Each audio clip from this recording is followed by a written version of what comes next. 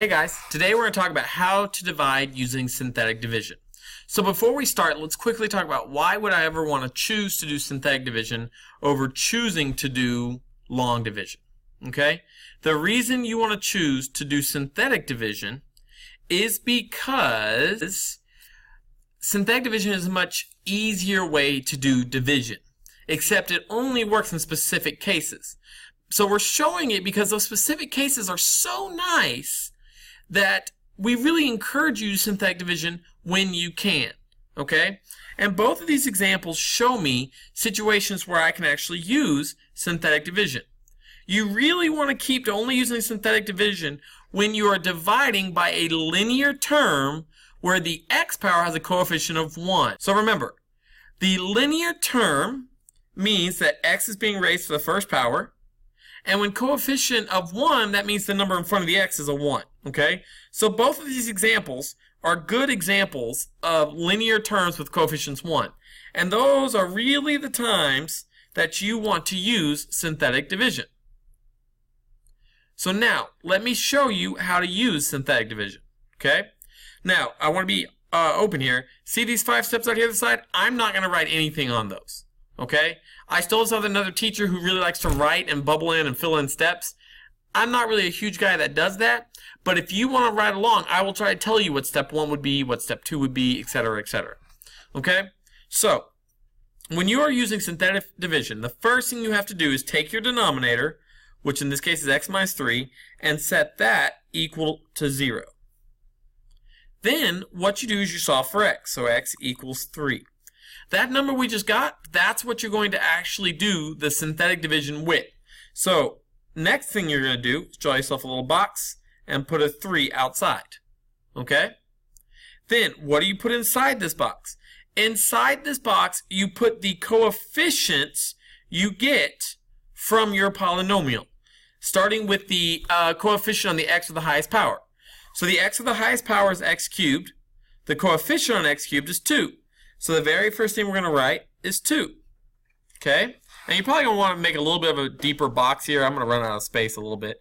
All right, but the next number I'm going to write is a -3, then a -10, and then a 7.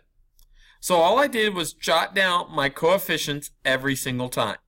And everything that we just did is really your first step. Okay? So your second step is to always bring the first number down. Okay? So you see how I just dropped that 2 down? That is always, that's what you're going to do every single synthetic division. Okay? You're going to set it up just like we did, and then you're always going to bring that first number straight down. The next thing you're going to do is multiply the 3 and the 2. Always. So this is kind of the beginning of step 3. Okay? Step 3 is multiply the divisor and the number you have right here, and that gets you 6. Okay? The next thing you're then going to want to do is to add the -3 and the 6 together. And that gives you 3. So that was all step 3. Okay? Or step 4. Sorry, that was all step 4. The adding part was step 4. The multiplying part was step 3. So we multiply the 3 and the 2. We put that there. We added. Get that number. We now repeat steps 3 and 4 again. Okay? Multiply. 3 times 3 is 9. Add, -10 plus 9 is -1. Multiply, 3 times -1 is -3. Add, that's 4. Boom. We're done with the synthetic division part. Now what we need to do is interpret our results. Okay? This last number is always your remainder. You don't actually have to draw that line and write R. You don't have to do that. I do it just to remind myself this last number is always my remainder. This next 3 numbers, this is my answer that I have to interpret, okay? The last number, right next to the remainder, is always your constant. The next number is always your coefficient on x. The next number is always your coefficient on x squared. If I had had more numbers, then the next number, would have been the coefficient on x cubed. I didn't have another number, so I don't need to worry about that. But I just want you to understand the process, okay? So therefore, when interpreting my answer, I have 2x squared plus 3x minus 1 plus 4 divided by x minus 3.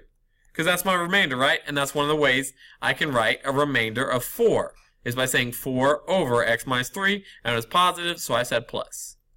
And that's it. That's all there is to it. At this point in time, I suggest you pause this video, and you go on and try the your turn problem on your own. Okay, so hopefully you're just unpausing this video, and you've already knocked out this whole problem, and you're pretty sure you got it right, and you're just watching this part to verify. Okay?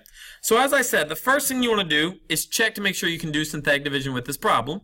This is a linear term because it's x to the first power, and the coefficient on this x is a 1. So this is a perfect time to use synthetic division. So I set my denominator equal to 0, and I get x equals negative 2. So that's actually what I'm going to be doing my division by. So I say negative 2, I draw an upside down long division box, and then I put my coefficients, never skipping a power. We talked about that with long divisions. The same thing with synthetic division. Never skip a power, okay? So we write 4, 8. I have no x squared, so that means I need to put a 0 in for it. Negative 6, negative 8. Sorry, I had to kind of cram the last two. I'm running out of space. It doesn't let, oh, no, it doesn't let me draw over here. Okay? So, what was the first thing I said to do? That's right. The first thing is to always carry down that first number. So we carry down the 4. And then the next thing I told you to do was to multiply. So negative 2 times 4, that's negative 8. So I put my negative 8 there.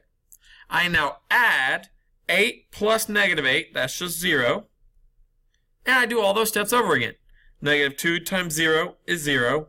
Add 0 plus 0 is 0. Negative 2 times 0 is 0. Add negative 6 plus 0 is negative 6. Multiply negative 2 times negative 6 is 12. Add negative 8 plus 12 is 4. Boom! Done. Okay? Now all I gotta do is interpret. This last number is always my remainder. I just write that to remind myself. So then let's interpret. Constant. Coefficient on x. Coefficient on x squared. Coefficient on x cubed. So then my actual answer is 4x cubed. I don't need the 0x squared. I don't need the 0x. Minus 6 plus 4 over x plus 2. Boom, baby. That's all she wrote. Okay? So that's it. That's all you have to do. Alright? So, if you guys are stuck anywhere, need any help, please feel free to send me a remind. Send me an email. Just reach out to me, okay? I will do everything I can to help you. Alright, thanks guys.